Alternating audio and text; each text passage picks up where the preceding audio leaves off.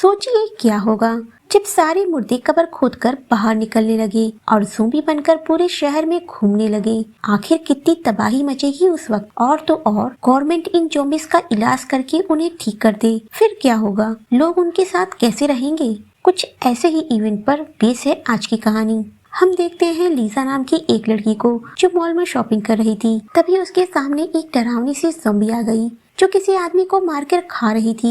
Lisa उसे देख के वहाँ से भागने लगी, लेकिन उसे पीछे से एक ज़ॉम्बी ने घेर लिया जिसका नाम कैरिन था। कैरिन अभी कुछ दिनों पहले तक ही जिंदा था, लेकिन आज देखो वो इंसानों का शिकार कर रहा है और उन्हें मार के खा रहा है। कैरिन एक टीनेजर लड़का है जो किसी जमाने में अपनी मॉम डैड और एक छोटी बहन के साथ खुशहाल जिंदगी बिता रहा था। कैरिन के बॉयफ्रेंड का नाम रिक था। रिक के डैड को जब उन दोनों के रिलेशनशिप के बारे में पता चला तो उन्होंने रिक को जबरदस्ती आर्मी में भेज दिया ताकि वो दोनों हमेशा के लिए अलग हो जाएं। रिक के डैड क्रिश्चियनिटी में बहुत ज्यादा बिलीव करते थे जो गे रिलेशनशिप के सख्त खिलाफ थे। वो उस शहर के पादरी के बातों को आंख बंद करके मानते थे। आर्मी में जाने के बाद 2009 में रिक की ड्यूटी अफगानिस्तान में लगी थी। तालिबान के कुछ टेररिस्ट से लड़ते हुए रिक की मौत हो गई। रिक और कैरिन अक्सर एक गुफा में जाकर टाइम स्पेंड किया करते थे। रिक की मौत की खबर सुन के कैरिन बहुत ज्यादा दुखी हो गया, जिसके बाद उसने एक दिन उसी गुफा में जाकर सुसाइड कर ली।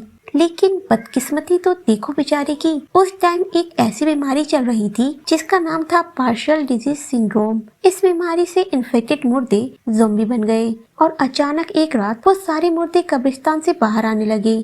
ये वो लोग थे जो 2009 में मारे गए थे। उन ज़ॉम्बीज ने शहर में काफी लोगों को इस बीमारी से इन्फेक्टेड कर दिया और साथ में कई लोगों की जान भी ले ली। लेकिन गवर्नमेंट ने कुछ सालों बाद एक ऐसी दवा बनाई जिसके कुछ डोसेज लेने के बाद उन ज़ॉम्बीज की सोचने समझने की शक्ति बढ़ने लगी और वो नॉर्मल इंसानों की तरह रिएक्ट करने लगे। उनकी बॉडी तो अभी भी डेड थी, लेकिन उनका माइंड उनकी सारी मेमोरीज को रिस्टोर कर रहा था। गवर्नमेंट ने बड़े बड़े असाइलम्स बनवाए थे जहाँ ज़ॉम्बीज की ट्रीटमेंट की जा रही थी। जब वो लोग पूरी तरह से ठीक होने लगे तब गवर्नमेंट ने डिसाइड किया कि वो इन लोगों को वापस उनके घर भेज देंगे। ज़ॉम्बीज अभी भी डेड इंसान की तरह ही दिखते थे। बॉडी व्हाइट थी और उनके आंखों की लेंस डिस्टॉर्टेड थी। डॉक्टर ने उन्हें स्किन पे लगाने के लिए मेकअप और आंखों पे लगाने के लिए आई लेंसेज दी ताकि नॉर्मल लोग उन्हें देख के डर न जाएं। कुछ ज़ॉम्बीज की बॉडी दवाओं को लेकर पॉजिटिव रिएक्ट कर रही थी तो कुछ ज़ॉम्बीज मर जा रहे थे। कैरिन ने जब लीजा को मारा उस वक्त कैरिन को उसकी बहन जमाइमा ने देख लिया था। अब ठीक होने के बाद कैरिन को समझ आ रहा था कि उसने कितना गलत किया था। वो खुद को मासूम लोगों की मौत के लिए गिल्टी समझ रहा था, जबकि इसमें उसकी कोई गलती नहीं थी। कुछ ठीक हुए ज़ॉम्बीज मिलकर मीटिंग के दौरान कन्फेस करते हैं कि किसने किसको कहाँ मारा और कहाँ खाया। ये बात जितनी सीधी दिख रही थी उतनी सीधी थी नहीं, क्योंकि जिन नॉर्मल इंसानों के रिलेटिव्स मारे गए थे वो अब इन ज़ॉम्बीज को खत्म कर देना चाहते थे। रिक के डैड ने तो एक ग्रुप बना रखी थी। वो लोग खुद को ज़ॉम्बी हंटर्स कहते थे। जिमाइमा भी ज़ॉम्बी हंटर्स में से एक थी। जब उसे पता चला कि उसका भाई वापस घर आने वाला है तो वो अपने पेरेंट्स से कहती है कि अगर वो घर में रहा तो जिमाइमा नहीं रहेगी। फिर भी कैरिन के पेरेंट्स उसकी बातों को इग्नोर करके कैरिन को अपने घर ले आए। कैरिन के मॉम डैड उसकी शक्ल देख के हैरान थे कि उनकी बेटे का क्या हाल हो गया है, लेकिन वो लोग इस बात से खुश थे कि 5 साल बाद उनका मरा हुआ बेटा उन्हें वापस मिल गया। घर जाते वक्त रास्ते में कैरिन के मॉम डैड को कुछ नॉर्मल लोग मिले, जिन्हें देख के वो लोग कैरिन को जल्दी से छुपा लेते हैं। ये लोग अगर जान जाते कि कैरिन एक ज़ॉम्बी है तो वो उसे मार डालते, इस डर से कि ये इन्फेक्शन फैला देगा। कैरिन के मॉम डैड उसे सबकी नजर से बचाते हुए चुपके से अपने घर ले आए। वो 5 साल से घर नहीं था, लेकिन आज भी उसका रूम वैसे ही वेल मेंटेन था जैसा कि वो छोड़कर गया था। घर आने के बाद कैरिन बहुत खुश था कि वो अपनी छोटी बहन से मिलेगा, लेकिन वो तो कैरिन की तरफ देखना भी नहीं चाहती थी, क्योंकि लीजा कैरिन की बेस्ट फ्रेंड थी और उसने अपनी आंखों से देखा कि उसका भाई उसकी बेस्ट फ्रेंड को मार के खा रहा था। आखिर बेचारी इतनी बड़ी बात हजम भी कैसे करती। फिर भी उसने आज तक इस बारे में किसी को कुछ नहीं बताया, यहाँ तक लीजा के पेरेंट्स को भी नहीं। गवर्नमेंट गांव के लोगों में अपनी एजेंट भेजकर उन्हें ये समझाने की कोशिश करती है कि ज़ॉम्बीज उनके लिए खतरा नहीं है। वो लोग अब पूरी तरह से ठीक हो चुके हैं, लेकिन विलेजर्स उनकी बात सुनने को तैयार ही नहीं थे, क्योंकि उनका पादरी ही उन लोगों को भड़काता है। वो सबको कहता है कि ज़ॉम्बीज सारी दुनिया को खत्म कर देंगे। वो इंसानों को खत्म करे उससे पहले हमें उनको खत्म करना होगा। सरकारी एजेंट तो उनके बीच में से अपनी जान बचाकर भाग गया। अगले दिन कैरिन के घर एक नर्स आई जो कैरिन को इंजेक्शन लगाकर कहती है कि वो बाहर बिना मेकअप के ना निकले, अदरवाइज ये उसके लिए हार्मफुल हो सकता है।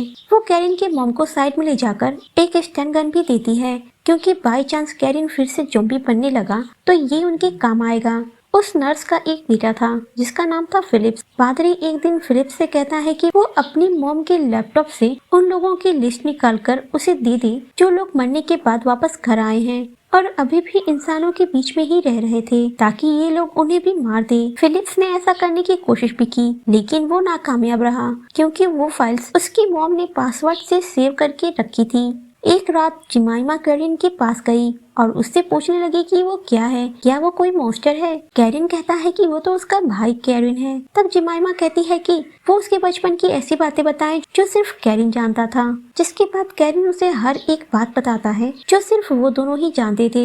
उसके बाद जिमाइमा इमोशनल हो गई कि वो लीसा को लेकर कैरिन से नाराज नहीं है, बल्कि वो इसलिए उससे नाराज है कि उसने एक बार भी अपने माँ बाप या अपनी फैमिली के बारे में नहीं सोचा और अपने बॉयफ्रेंड के लिए जान दे दी। जिमाइमा उस रात दुखी होकर बाहर ही जाकर बैठ गई। कुछ देर बाद उसे ज़ॉम्बीज हंटर का मैसेज मिला। वो जिमाइमा के घर आ रहे थे। उन्हें एक ऐसे ज़ॉम्बी की जानकारी मिली थी जो मेकअप लगाकर इंसानों के बीच में ही रहता है। वो दौड़ते हुए अंदर गई। उसके मॉम डैड को उसने सब कुछ बताया, जिसके बाद वो लोग कैरिन को ले जाकर एक रूम में बंद कर देते हैं और खुद ज़ॉम्बी हंटर्स से लड़ने के लिए तैयार हो जाते हैं। वो लोग किसी भी कीमत पर कैरिन को वापस देने वाले नहीं थे, लेकिन शुक्र था कि वो लोग यहाँ कैरिन को लेने नहीं बल्कि जिमाइमा को लेने आए थे, क्योंकि जिमाइमा भी ज़ॉम्बी हंटर्स में से एक थी। उन्हें जिमाइमा की पड़ोस में ही एक बूढ़ी औरत मिली थी। ज़ॉम्बी हंटर्स उसे घसीटते हुए रोड पर लाए। उसका हस्बैंड हाथ पैर जोड़ता रह गया, लेकिन वो लोग उसे मारकर चले गए। ये देख के जिमाइमा थोड़ा रिलैक्स हो गई कि कैरिन के बारे में अभी भी किसी को पता नहीं है। दूसरी तरफ कैरिन ये देख के शॉक हो गया कि यहाँ तो सब उसके दुश्मन बन चुके हैं। अगली सुबह कैरिन उसकी हेल्प करने के लिए जिमाइमा को थैंक्स बोलता है, लेकिन अभी भी जिमाइमा उससे भाव नहीं देती। वो अभी भी उससे नाराज थी। जो लोग ज़ॉम्बी अटैक में मारे गए थे उनकी याद में उनके टाउन में एक सेरेमनी थी जिसमें कैरिन की सारी फैमिली जाती है। दूसरी तरफ रिक के डैड जैसे ही अपने घर पहुँचे उन्हें खबर मिली कि रिक वापस घर आ रहा है। उसके डैड को ये बात बिल्कुल भी अच्छी नहीं लगती कि उनका बेटा ज़ॉम्बी बनकर वापस आ गया है। फिर भी अपनी बीवी की खुशी के लिए वो सबको कहते हैं कि सब रिक का वेलकम करेंगे। ये बात रिक के डैड ने उस सेरेमनी में कही जब लोग वहाँ उन लोगों को श्रद्धांजलि देने इकट्ठा हुए थे जिन्हें ज़ॉम्बीज ने मार दिया था। ज़ॉम्बी हंटर्स का वो लीडर था, इसलिए किसी की हिम्मत नहीं थी कि उससे कोई भी सवाल पूछे। कैरिन एक दिन कब्रिस्तान में जाकर अपनी कब्र को देखने लगा। उसकी कब्र खुदी हुई थी। तब उसे वहाँ एक लड़की मिली जिसका नाम एमी था। वो भी ज़ॉम्बी थी, लेकिन बेहद खूबसूरत और खुशमिजाज ज़ॉम्बी थी। वो आते ही कैरिन को दौड़ाने लगी। कैरिन डर के वहाँ से भागने लगा। कैरिन एक रॉड लेकर एमी के बॉडी के आर पार कर देता है, जिसे देख के एमी को हंसी आ गई कि कैरिन एक ज़ॉम्बी होकर भी ज़ॉम्बी से डर रहा है। एमी बहुत खुश थी कि उसे उसके जैसा ही कोई मिल गया। एमी किसी बीमारी से मरी थी।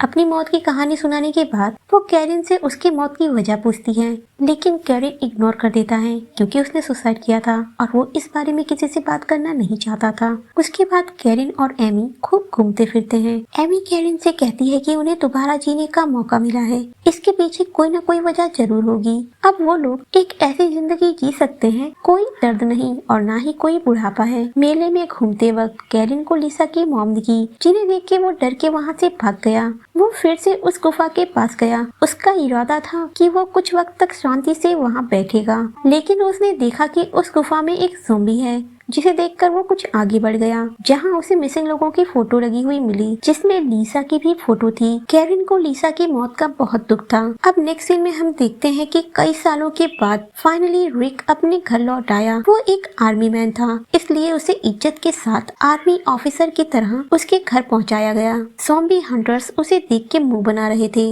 लेकिन रिक के डैड हाथ मिलाकर उसका वेलकम करते हैं। जब कैरिन घर से बाहर निकला तब उसके बारे में भी कई लोग जान चुके थे, लेकिन रिक और कैरिन को अभी तक नहीं पता था कि वो दोनों जिंदा हैं। रिक की फैमिली ने रिक को बताया कि उसकी डेथ के बाद कैरिन ने भी सुसाइड कर लिया। दूसरी तरफ कैरन की फैमिली ये डिसाइड नहीं कर पा रही थी कि वो ये बात कैरन को बताएं या नहीं कि रिक अब ज़ॉम्बी बन चुका है। एक दिन एमी कैरन से मिलने उसके घर आई थी।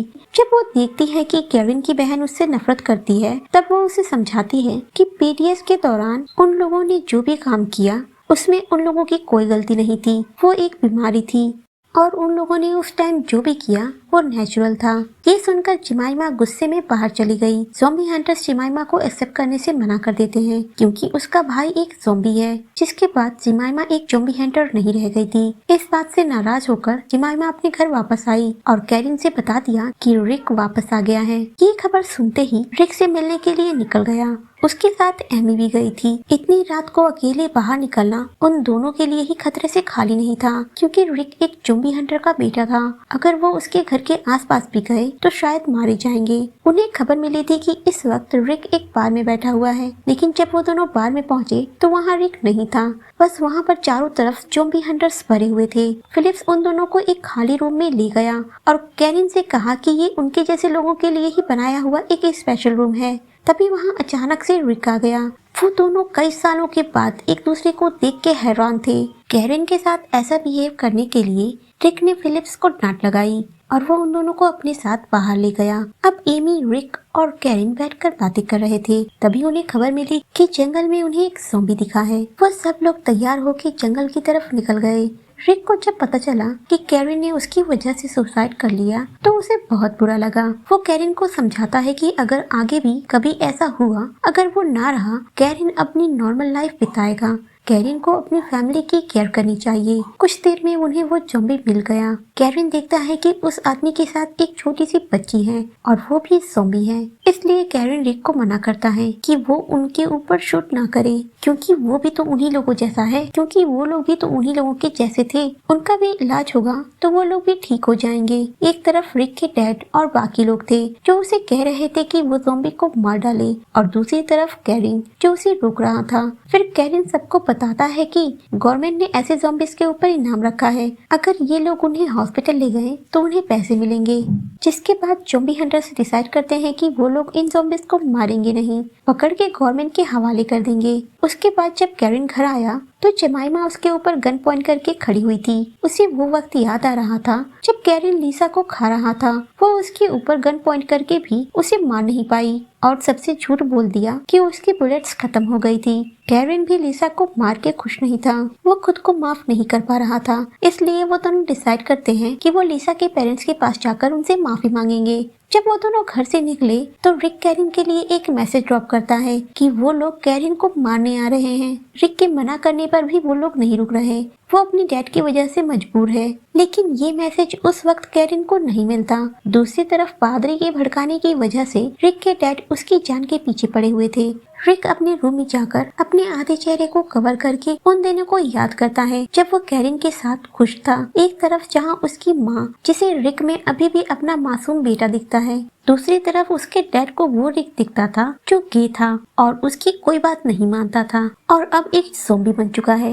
रिक वापस आकर अपने डैड से कहता है कि कुछ भी हो जाए वो कैरन को मारने नहीं देगा। उसके लिए कैरन बहुत ज्यादा इम्पोर्टेंट है। रिक के डैड को अपनी रेपुटेशन बचानी थी क्योंकि सब लोग उसकी पीठ के पीछे बात कर रहे थे कि अगर वो अपने बेटे को नहीं मारेगा तो बाकी के ज़ॉम्बीज़ को कैसे मारेगा। इसलिए रिक के डैड ने उसे भी मार दिया। लीसा के मॉम डैड लीसा की डेथ के बारे में जानते थे, लेकिन उन्हें उम्मीद थी कि वो भी ज़ॉम्बी बन गई होगी और किसी दिन उनके पास वापस लौट आएगी। कैरन उन्हें बताना चाहता था कि लीसा को ये लोग खा चुके हैं, वो अब होगी तो ना ज़ॉम्बी बनेगी, लेकिन जिमाइमा कैरन को रोक लेती है ताकि लीसा के पेरेंट्स की आखिरी होप जिंदा रहे। एमी अभी भी ज़ॉम्बी हंटर्स के पास ही थी। वो उसके साथ जो चाहे वो कर रहे थे, यहाँ तक कि फिलिप्स लीसा के साथ अपना बेड भी शेयर करता है। एमी एक ब्लॉगर के कांटेक्ट में थी जो उनके जैसे लोगों की हेल्प करता था। एमी डिसाइड करती है कि वो उसके पास जाएगी। जाते हुए रास्ते में उसे जिमाइमा और कैरन मिले। एमी कैरन को कहती है कि वो भी उसके साथ ही चले। लेकिन कैरन की एक फैमिली थी जिसे वो छोड़कर नहीं जा सकता था। जिमाइमा जब घर पहुंची तो उसे रिक का वॉइसमेल मिला। जिमाइमा दौड़ते हुए कैरन के पास गई, लेकिन तब तक कैरन रिक से मिलने उसके घर जा चुका था। उसके घर के बाहर ही रिक की लाश पड़ी हुई थी, जिसे देख के वो रोने लगा। कैरन रिक के डैड के पास जाकर उनसे बहस करने लगा कि उन्होंने अपने इकलौते बेटे को क्यों मार दिया। रिक के डैड कहते हैं कि उनका बेटा 5 साल पहले अफगानिस्तान में ही मर गया था, ये तो कोई बहरूपिया था, और वो मानते थे कि उनका बेटा फिर से वापस आएगा। रिक की मौत की खबर सुनकर उसकी माँ चिक चिक कर रोने लगी। कैरन के जाने के बाद जब रिक के डैड बाहर निकले तो उन्हें उस आदमी ने मार दिया जिसकी बीवी को रिक के डैड ने मारा था, जो उनके घर के बाहर एक गन लेकर बैठा हुआ था। वो कई दिनों से रिक के डैड से बदला लेना चाहता था। कैरन दोबारा रिक की मौत पर दुखी होकर उसी गुफा में जाकर बैठ गया जहाँ उसने सुसाइड की थी। तभी उसे हलचल सुनाई दी। उसे लगा कि लीजा आ रही है, लेकिन ये उसकी मॉम थी जो कैरन को समझाती हैं कि वो फिर से वो गलती ना करे जो उसने पहले की थी। उन लोगों का भी दिल टूटा है, लेकिन उससे बाहर निकलने के भी और रास्ते हैं। कैरन को वो वक्त याद आ रहा था जब वो कब्र खोदकर बाहर निकला था। वो अपने डैड से पूछता है कि उन्होंने उसे दफन क्यों किया था, जबकि उसने गुफा में जाकर सुसाइड इसलिए की थी ताकि किसी को पता न चले कि वो कहाँ गायब हो गया। तब उसके डैड बताते हैं कि कैरन के गायब होने के बाद वो लोग दिन रात उसकी तलाश में यहाँ वहाँ भटकते हुए एक गुफा में जा पहुँचे जहाँ उन्हें कैरन दिखा। कैरन की बॉडी खून से लथपथ थी।